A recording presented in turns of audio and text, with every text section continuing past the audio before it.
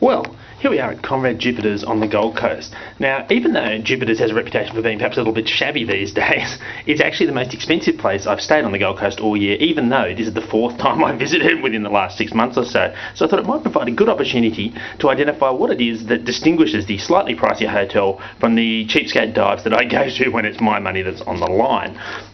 Now, one of the things that often distinguishes that is, of course, my favourite complaint of all time, the power source, but not in this case. We have to say that our door here is pretty much what we'd expect, and we do have power in the room whenever we want it, so that's a bit of a plus. Now, turning to the bathroom, what distinguishes an upmarket bathroom? Well, one thing that distinguishes an upmarket bathroom is, of course, the sink. And yes, there we have it, our old friend, the unstealable push-it-up-and-down plug. I can report this one actually works quite well, and the hot water is particularly impressive, so that's something that's quite nice. The second thing that distinguishes it, of course, is that you get a whole range of toiletries of a slightly higher quality. We've got our shampoo, conditioner and more shower caps than I'm ever going to need with my hairdo. Cue compulsory shot of me. You notice in little details like the towels, just the fact that these things have this sort of honeycomb ridge and they're a bit flashier than the ones you'd find in a hotel, or indeed the ones you'd find in my own house.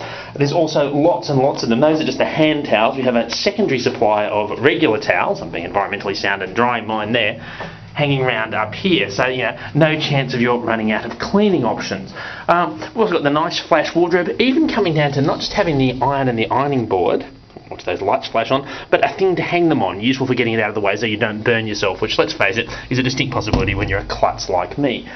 We have a nice kettle here with an actual plug that goes with it. A real distinguishing point we often find in these places is the range of things you've got. Almost any place that gives you a kettle will give you tea and coffee, but here we've got Earl Grey, we've got green tea, we've got decaf. It's all kind of happening. We've even got the ice bucket there. We've also got the fridge filled with minibar stuff, which as ever is overpriced and as ever I won't be buying. And we've got this handy cupboard up here with even more minibar friends in it. Do you know, that's the first time I've looked in it since I came into the room. Moving to the room itself, one distinguishing feature: one person, two beds, and let's face it, frankly, far too many pillows for any sensible person. If you stay in a room for an extended period, you tend to end up using the second bed as a kind of work surface, in my experience.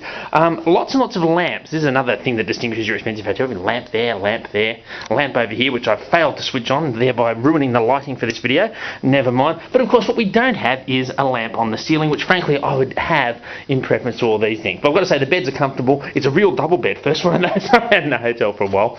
We have a proper working desk, we have PowerPoints in a place where you can get to them, and we even have an ability to feed our own audio into the television if we wanted to. I'm not going to be doing that with the basic machinery I bought with me, but it's nice to have the option. It's also good to see that we've actually got some seating, so if I had time to relax, I could come over here and sort of crouch down and sit around and have a drink. Of course, I don't have time. Now, the one thing that your Gold Coast hotel can't fix, no matter how expensive, is the weather. And so while we have what passes for an ocean view over there, you can probably distinguish that it's grey and mucky, as it always seems to be when I come to the Gold Coast, unfortunately. The whole beautiful one day, perfect the next is pretty much a lie as far as I can tell. Still, on the whole, very comfortable, very convenient for the convention centre when you walk down the world's weirdest walkway, which I might have to go on video later. So on the whole, not bad, but wouldn't be what I was paying for if it was my own money. But of course, for once, it's not.